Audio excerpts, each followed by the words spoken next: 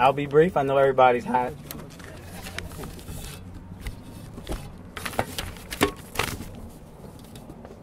Before I start, I just want to thank Councilman D'Adamo for that fine introduction, and thank Mayor Rawlings Blake, Tony Dawson, Delegate Glenn for being here supporting me today. I often say that in our profession, it's not too often that people reach back and help bring on the next generation. So we have to give them a round of applause for all that they've done for me over the last few years. I also, before I would like to get started, is ask all my Northeast community leaders to come stand with me at the podium. Come on up. Come on, Mr. Butler, Ms. Jackson, Ms. C. Lover, Mr. Grews. Don't hide back there, Mrs. Grews. Let's spread out. Yes. Mark your step. Yeah, I don't need to fall. All right, good evening, everybody. Good evening. Well, it's finally out. The cat's finally out of the bag. After much suspicion, today is the day. Earlier this morning, let me turn this up a little bit, I announced my candidacy for the 2nd District. I filed this morning, but I want to...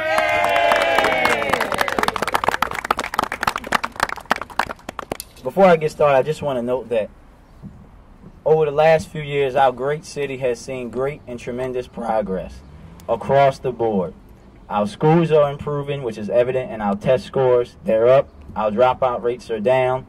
And young black men are not dropping out of school. They're actually graduating at a higher rate. So we have to give a round of applause for that. Yay!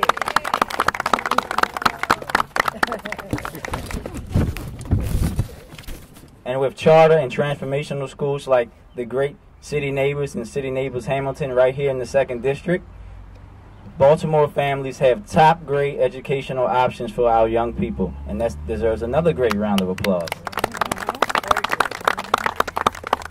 And we must not forget the fact that last year, Baltimore's violent crime rate dropped to a level to which it had not seen since I was a mere 1 year old.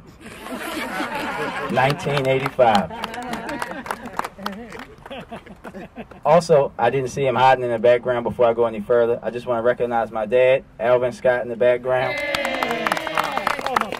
Yes, we're twins. Dad, come on up here. It's not just me, it's a family trait. We never stop working. As you can see, he's always in his work uniform. That's always the case. I'm surprised my uncle's right here, my Uncle Terry. I'm surprised he's not in his work uniform as well. Many of the community leaders have heard the story of me telling them that they always told me growing up that I can sleep when I'm dead. So that's where it comes from. All of this progress should be duly noted, but not celebrated. And it's a direct reflection of the unification of Baltimore's leadership and, most importantly, its citizens and its community. However, we are not out of the woods yet. We still have very tough challenges to take care of in our city. Our great city is at an imperative crossroads, and there is no place in the city that this is more evident than Northeast Baltimore and right here in the 2nd District. I have spent countless days, hours, nights, and mornings speaking with these fine people and all of you about the specific and unique challenges that our Northeast police districts face. Many of our neighborhoods are seeing issues that they have never seen before, and we must address those issues starting today. Today is the day that we start addressing those issues. We can no longer sweep them under the rug and ignore them and act like they aren't here. The days of the Northeast District being the country club and places where people go to retire has long been gone. And while our neighbors along the Harford Road Business Corridor have seen a great revitalization with fine places to eat like Clementine and Big Bag Wolf that I frequent myself, we have seen the exact opposite along our own Bel Air Road corridor with an increase in vacancies and dilapidated businesses. We have to address that issue. I actually said last night in East Rosemont, where we are here today at their community meeting, that as goes Bel Air Road, so goes our neighborhood. So we have to address that issue starting today.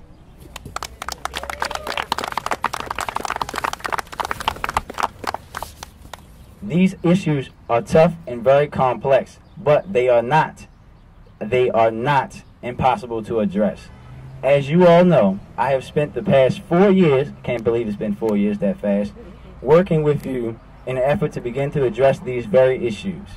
From early morning phone calls, to late night walks up and down alleys along Bel Air Road, to being out in the daytime in the sweltering heat. I have been here for you whenever you've asked me to.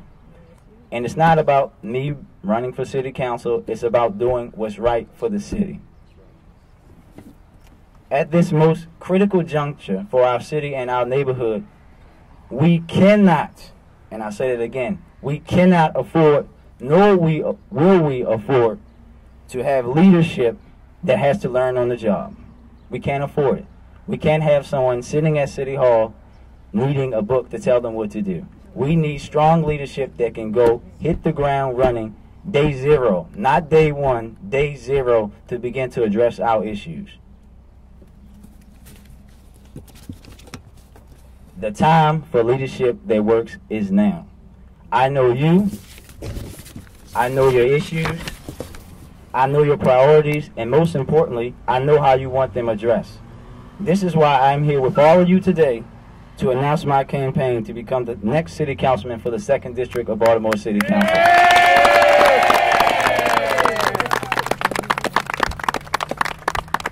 Together, we will fight for and obtain adequate resources for the Northeast Police District.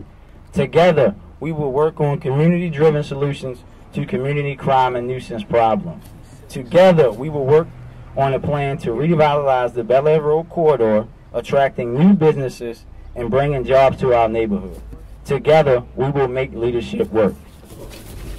And we will ensure that this leadership works for you. But I can't do it without you.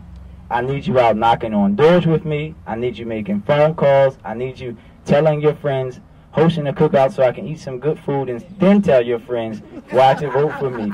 I need you doing everything. Leadership that works starts today, and I need your support to make leadership that works for the Baltimore City Council. Thank you. Thank